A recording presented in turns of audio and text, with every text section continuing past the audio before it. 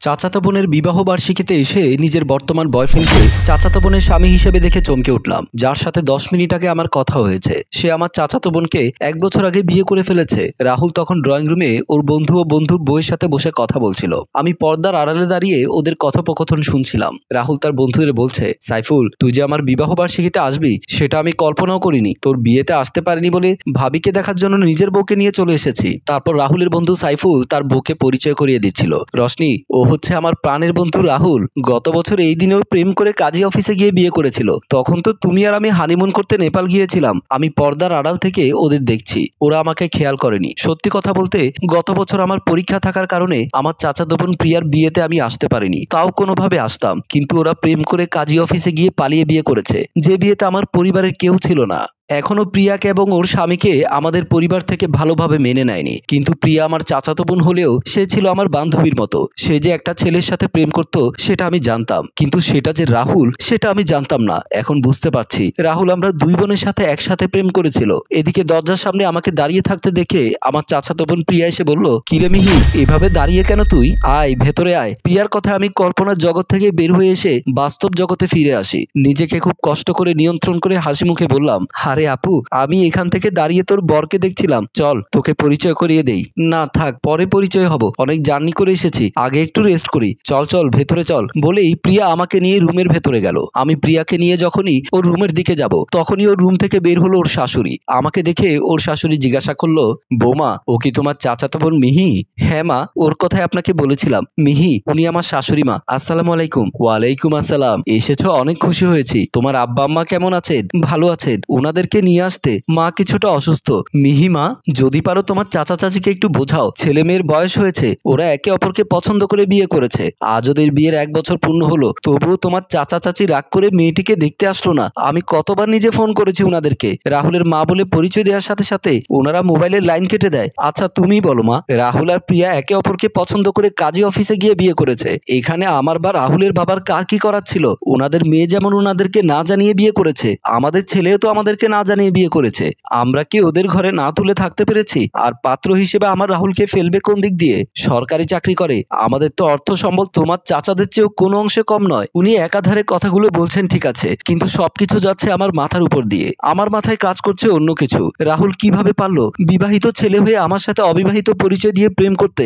রাহুলের সাথে আমার সম্পর্ক আজ 3 বছরের, অথচ রাহুল আমার চাচাতো বোন প্রিয়াকে বিয়ে করেছে 1 বছর আগে, তাও আবার প্রেম করে বিয়ে করেছে।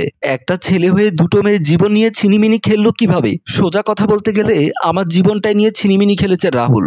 একদিকে প্রিয়া শাশুড়ি একাধারে ওনার মনের কথা বুঝিয়ে যাচ্ছে, আর অন্যদিকে আমি রাহুলকে নিয়ে ভাবছি। মধ্যখানে ছাগলের 3 নাম্বার বাচ্চার মতো প্রিয়া নীরব শ্রোতা হয়ে দাঁড়িয়ে আছেন। আমি কোনো কথার উত্তর দিচ্ছি না দেখে প্রিয়া শাশুড়ি আবারও বলল, এতক্ষণ ধরে যা বললাম তা তুমি বুঝতে পেরেছো তো মা? উনার এবারের কথায় আমি চমকে উঠে বললাম, হ্যাঁ মা, আমি বুঝতে পেরেছি। আমি চেষ্টা করব দুই ফ্যামিলির মধ্যে সেতু বন্ধন তৈরি করতে। এতক্ষণ দাঁড়িয়ে থেকে প্রিয়া বলল, মা, আমার বোনটি অনেক দূর থেকে এসেছে, ওকে আগে কিছু নাস্তা পানি দেই, তারপর না হয় ওর সাথে বসে কথা বলবেন। ঠিক আছে বৌমা, ওকে তোমার রুমে নিয়ে যাও। প্রিয়া আমাকে এক প্রকার টানতে টানতে ওর রুমে নিয়ে গেল। প্রিয়ার রুমে এসে আমি খাটের উপরে ধপাস করে পড়ে গেলাম। সত্যি কথা বলতে রাহুলকে দেখার পর থেকে আমার শরীর চলছিল না। এভাবে আমাকে পড়ে যেতে দেখে প্রিয়া আপু বলল, কিরে মিহি, তোর কি বেশি শরীর খারাপ করছে? না আপু, জার্নি করে এসেছি তো, তা একটু টায়ার্ড। আচ্ছা তুই একটু রেস্ট নে, আমি তোর জন্য নাস্তার ব্যবস্থা করি। বলেই প্রিয়া আপু চলে গেল। আর আমি চোখের জলে আমার ভালোবাসার বিসর্জন দিতে লাগলাম। এই সেই খাট যেখানে আমার ভালোবাসার মানুষ রাহুল প্রতি রাতে আমার চাচাতো বোন প্রিয়াকে নিয়ে ঘুমায়। এখানে তো আমার ঘুমানোর কথা ছিল, কিন্তু রাহুলের বেইমানির কারণে আজকে সেখানে আমার পরিবর্তে আমার চাচাতো বোন ঘুমাচ্ছে। আমার কোথায় ভুল ছিল, কোথায় অপূর্ণতা ছিল? কান্না করতে করতে যখন বিছানাটা ভিজে যাওয়ার উপক্রম, তখনই দেখলাম আমার চাচাতো বোন প্রিয়া এসে আমাকে ডাকতে লাগলো, এই মিহি, ওঠ, তোর জন্য ডাইনিং এ খাবার রেডি করেছি, তাড়াতাড়ি আয়। প্রিয়া আপু না দেখে মতো আমি উন্না দিয়ে মুখ মুছতে মুছতে তাকে বললাম, আমি একটু বাথরুম থেকে ফ্রেশ হয়ে আসি। এই বলে বাথরুমের জলে চোখের নোনা জল ধুতে চলে গেলাম। বাথরুমে ঢুকে আয়নার দিকে তাকিয়ে দেখলাম কাঁদতে কাঁদতে কখন চোখ দুটো লাল করে ফেলেছি। আমি কাঁদছি কোনো ভালো মানুষের জন্য নয়, ভালোবাসার নামে এক অমানুষের জন্য। আমার চাচাতো বোনের বিবাহ বার্ষিকীতে আসাটা কি আমার ভুল ছিল? মনে হয় না। আল্লাহ তাআলা আমাকে পছন্দ করেন বলেই হয়তো বা এত তাড়াতাড়ি রাহুলের মুখোশটা আমাকে খুলে দিল। এখানে না আসলে তো রাহুল যে আমার সাথে প্রতারণা করছে সেটা জানতে পারতাম না। আরো কতকাল সে আমার সাথে প্রেমের অভিনয় করতো কে জানে। আচ্ছা, রাহুল যখন আমাকে ওর বাড়িতে দেখতে পাবে তখন তার অবস্থা কি হবে।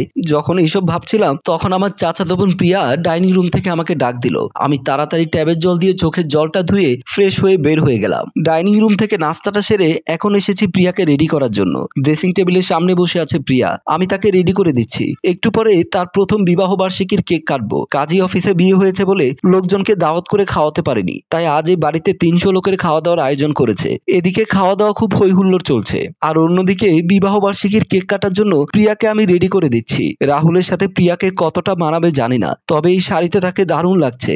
এমন সময় হঠাৎ খেয়াল করলাম রাহুল এদিকে আসছে। আমি তাড়াতাড়ি সোজা থেকে অ্যাঙ্গেল হয়ে গেলাম যাতে রাহুল আমার মুখ না দেখে। রাহুল আমার পেছনে দাঁড়িয়ে প্রিয়াকে বলল, কি ব্যাপার প্রিয়া, তুমি এখনো রেডি হওনি? আর কতক্ষণ লাগবে? সবাই চলে এসেছে, চলো তাড়াতাড়ি আমরা বিবাহ বার্ষিকীর কেকটা কেটে ফেলি। এই তো আমি রেডি হয়ে যাচ্ছি। জানো আমার বোন সুন্দর করে বউ সাজাতে জানে, দেখো আমাকে কত সুন্দর করে সাজিয়ে দিচ্ছে। তোমার বোন মানে? হ্যাঁ আমার চাচাতো বোন। তোমাকে বলেছিলাম না আমার এক চাচাতো বোন ঢাকা ভার্সিটিতে পড়ে, কিন্তু তোমার বোন তো আমাকে পিছ দিয়ে আছে, আমি তো তার চাঁদ মুখ দেখতে পাচ্ছি না। রাহুলের কথা শুনে আমার হৃদয় তীরের মতো বিঁধতে লাগলো। আমার মনে হচ্ছে এই মুহূর্তে আমার চোখ দিয়ে আবারও জল গড়িয়ে পড়বে, তবুও নিজেকে সামলে নিলাম। প্রিয়া আবারও বলল, তোর দুলাভাইকে তোর চাঁদ মুখটা দেখা। রাহুল হেসে বলল, বুঝেছি, তোমার বোন এমনিতেই তার চাঁদ মুখ আমাকে দেখাবে না, দাঁড়াও তোমার বোনের চাঁদ মুখ কিভাবে দেখতে হয় সেটা আমার জানা আছে। বলেই একটানে আমাকে তার দিকে ঘুরিয়ে নিল। আমাকে দেখে রাহুল কারেন্টে শর্ট করার মতো লাফ দিয়ে উঠলো। মিহি তুমি? আমি চুপচাপ তার দিকে তাকিয়ে আছি। সে ভয়ে কাঁদতে লাগলো। আমাদের দুজনের মাঝখানে দাঁড়ানো প্রিয়া বলল, তুমি কে মিহিকে আগে থেকে চিনতে নাকি? রাহুল কিছু বলার আগে আমি বললাম, দুলাভাই আমার ফেসবুক ফ্রেন্ড। আমার মুখে দুলাভাই কথাটি শুনে রাহুল আরো অবাক হলো। সে হয়তোবা ভেবেছিল আমি সব গোপন কথা ফাঁস করে দেব, কিন্তু আমি তো চাই না আমার চাচাতো বোনের সংসারটা ভেঙে যাক। তাই নিজেকে সংযত করে বললাম, দুলাভাই আপনি যান, আমি আপাকে রেডি করে নিয়ে আসছি। রাহুল যেন হাফ ছেড়ে বাঁচলো। সে চলে গেল। আমি আবারও প্রিয়াকে সাজাতে লাগলাম। বিবাহ বার্ষিকীর সব পর্ব শেষ করে আমি রাহুলের মার সাথে, মানে আমার মাইমার সাথে শুয়ে আছি। মাইমা বুড়ো মানুষ, সারাদিন উনার উপর অনেক ধকল গেছে, তাই উনি নাক ডেকে ঘুমাচ্ছে। সদ্য ভেঙে যাওয়া মনের ফিনকি তোলা ব্যথার আর্তনাদে আমার ঘুম আসছে না। রাত অনেক হয়েছে, আমি এপাশ ওপাশ করে টাইম পাস করছি।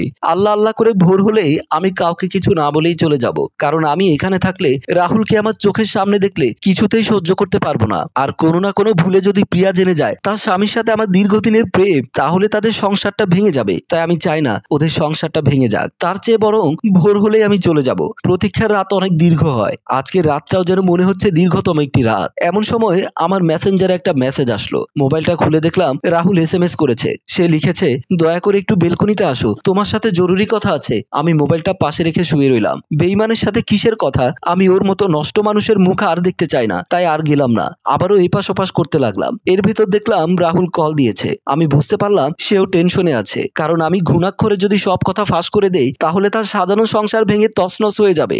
এই মুহূর্তে যদি আমি তার সাথে দেখা করতে না যাই তাহলে সে কোনো একটা সমস্যা করতে পারে। তাই অনেক ভেবেচিন্তে আমি আস্তে আস্তে খাট থেকে নামতে লাগলাম। মাইমা তখনও নাক ডেকে ঘুমাচ্ছে।